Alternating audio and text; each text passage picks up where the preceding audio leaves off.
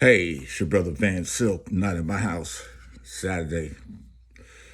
Guess we got it going on. You can check me out on rumble.com, youtube.com, not in my house with Van Silk. Listen, I want to talk on a subject which is starting to be like how Stephen A. Smith say, answer 9. Social media. It's a terrible place.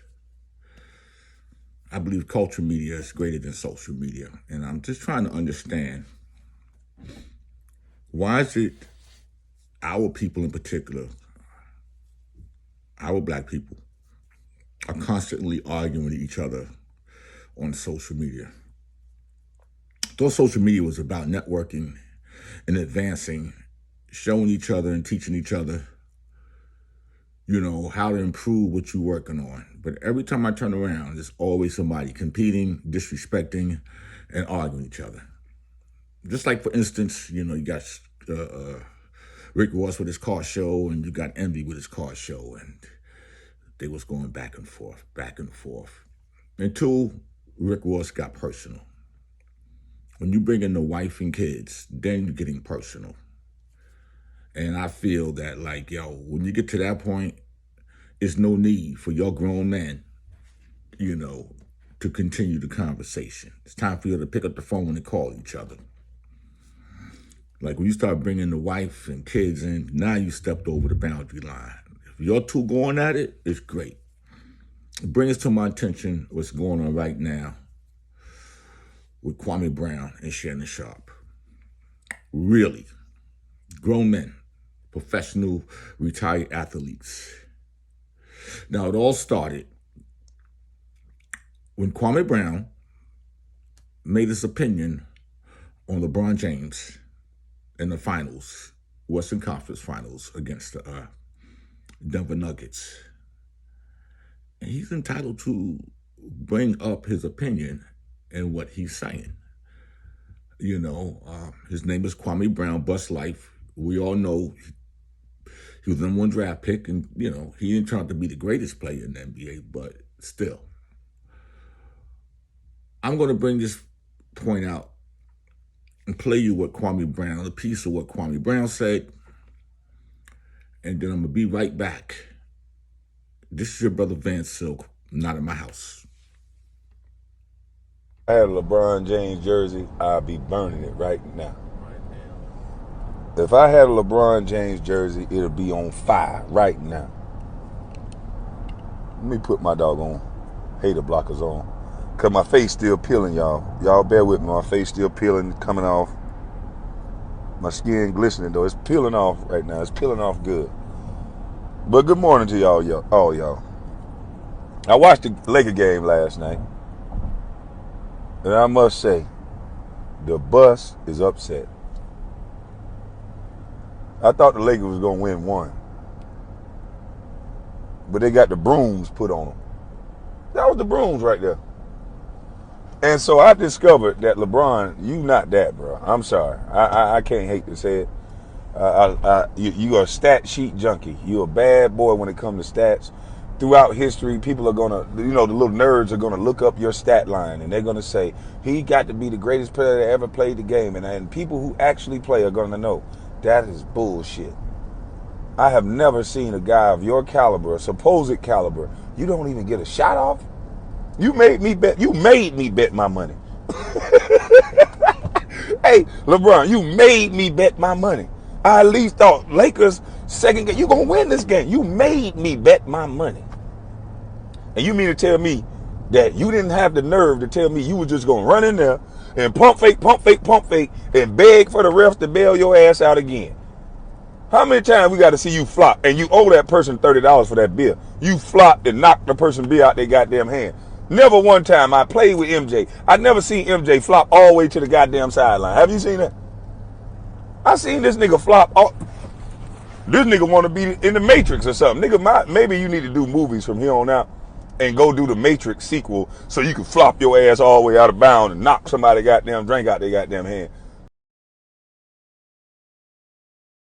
Like I said, that was Kwame Brown's viewpoint, how he felt. just like any other fan, those who might have bet. But the sad part about this is Shannon Sharpe came back on Undisputed with Skip Bayless. And what I find funny is, I know they be having meetings in the morning at ESPN on topics and what they're going to discuss and when they're going to discuss it and how they're going to discuss it. I like to know why was Shannon Sharpe able to attack Kwame Brown personally about his basketball career and about what he's done. I could understand if you came back and say, listen, I'm responding back to Kwame Brown's my man. You know LeBron, my man. But I think if you on these TV shows and you are a fan of certain plays, I think you need to be equal. You can't just have your viewpoint and your platform of 1.3 million or 2 million followers and attack the man personally, because he didn't attack you personally. He went at LeBron. And all you had to do is respond back to him on what he said about LeBron in that game, about what happened and what took place. But you want to go about if there was a bus for Mount Rushmore in the NBA, Kwame Brown's face would be up there. So now you done took it to a whole new level. That's the total disrespect. And I'm older than both of y'all. That was totally like crossing the line because you used your platform to attack a retired NBA player who made an opinion on a play that you happen to be a fan of, and he never said LeBron couldn't play basketball. He never said LeBron was LeBron. He was just saying about his point of view, like everybody else have a point of view. And this is where the back and forth start. And it shouldn't have went that far. Shannon Sharpe should have made his opinion about what Kwame said and not attack him personally. Otherwise, do you work for LeBron or you work for Fox Sports? Why was that allowed by the producers to even go down like that? So I want you to check out to see what Shannon Sharpe had to say. This is your brother Van Silk, Not in My House with Van Silk on YouTube and Rebel.com. I'll be right back. First, second, he's top 5 of the greatest players to ever play. I remember I heard him talk when Kobe scored 81. He's talking about he's hitting damn good screens. Really? Dude, you the #1 pick in the draft, and you talk about you setting screens. Yep. Talk about the games that you played. Talk about the game-winning shots you hit. Skip, look, I get it. Kobe and Mike was graceful. They were elegant. They were Baryshnikov. Yep. But it's just not true. They haven't hit more game-winning shots than LeBron. The numbers don't lie. You can just go look it up, Kwame. You have plenty of time. Hell, you own your farm down in Georgia. You got plenty of time. You ain't playing no hoops. You should still be in the NBA. But you want to take a shot because this is your thing, Skip. Look what he did. Everybody, he was trending. He got exactly what he wanted. Okay. He trended more for saying something. He's like, oh, and LeBron James, you're supposed to be a superstar. You're supposed to be one of these all-time great. You're supposed to be? No. You were supposed to be an all-time great player.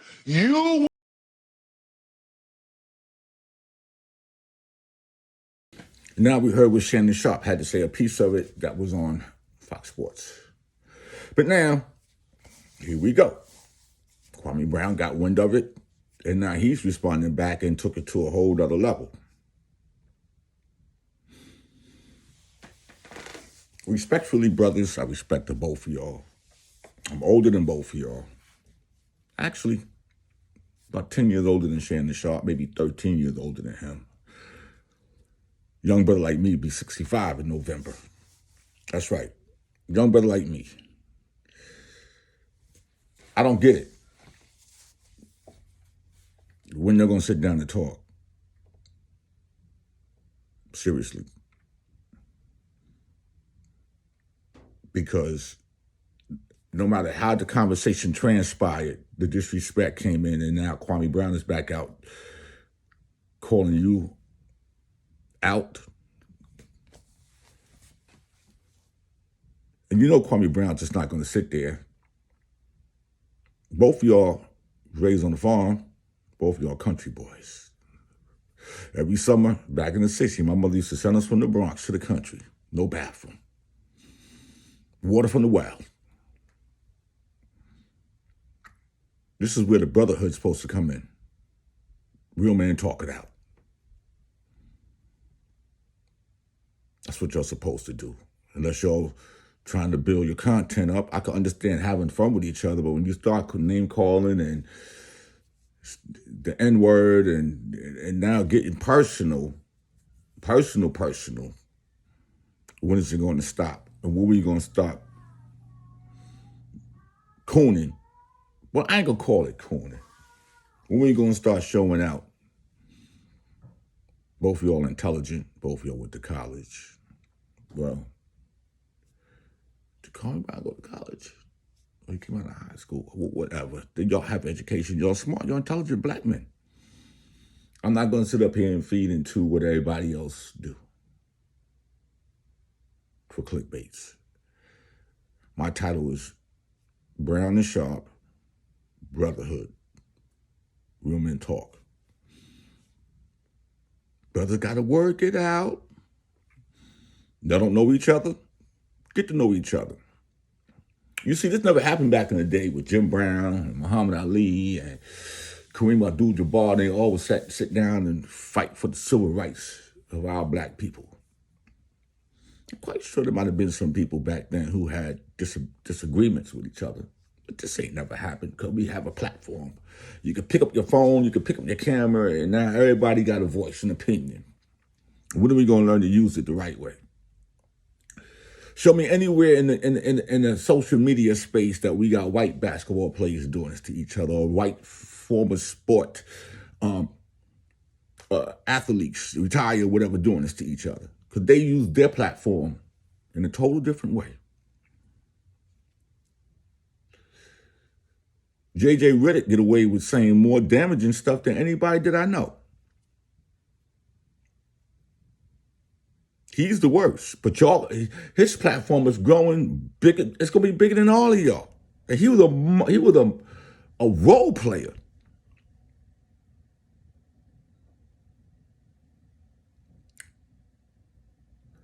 You see, J.J. Redick is one of those type of people who think he got the answer for everything.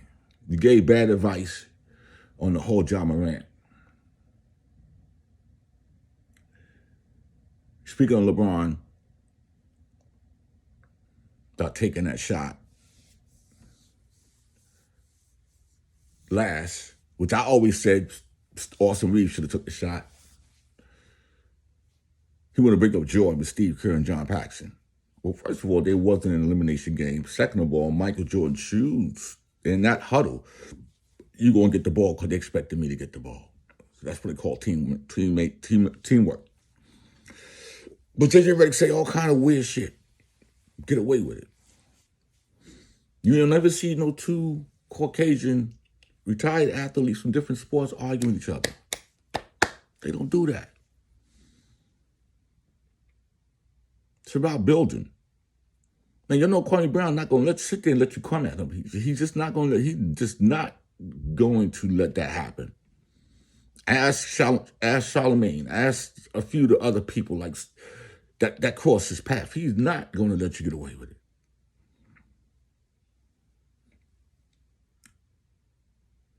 Hear what Kwame Brown had to say, and hope that somewhere along the line this will end.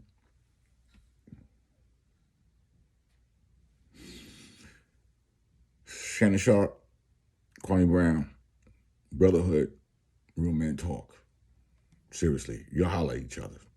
It's your brother Van Silk, Not in My House, on YouTube and Rumble.com. Unless y'all want to have a slap boxing contest.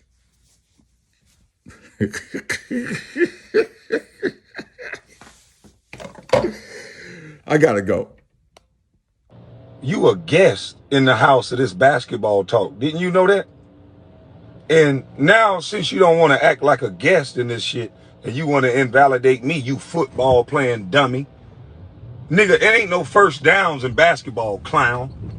How you gonna try to invalidate a man who was the #1 draft pick, boy. You want to try to put some bass in your voice when you talking to me? When you on a panel with a nigga that buckled you down, boy? You on a panel with a white boy that blamed his coach for not making it to college, and you want to try to invalidate me, nigga? Are you a clown or what? I'm so glad that you just exposed yourself, you clown. You think you gonna put some bass in your voice when you talking to me, nigga? And that white boy made you say, oh, I'm just trying to let me finish. Let me finish. You a guest in this house of basketball, nigga. Ain't no first downs in motherfucking eye.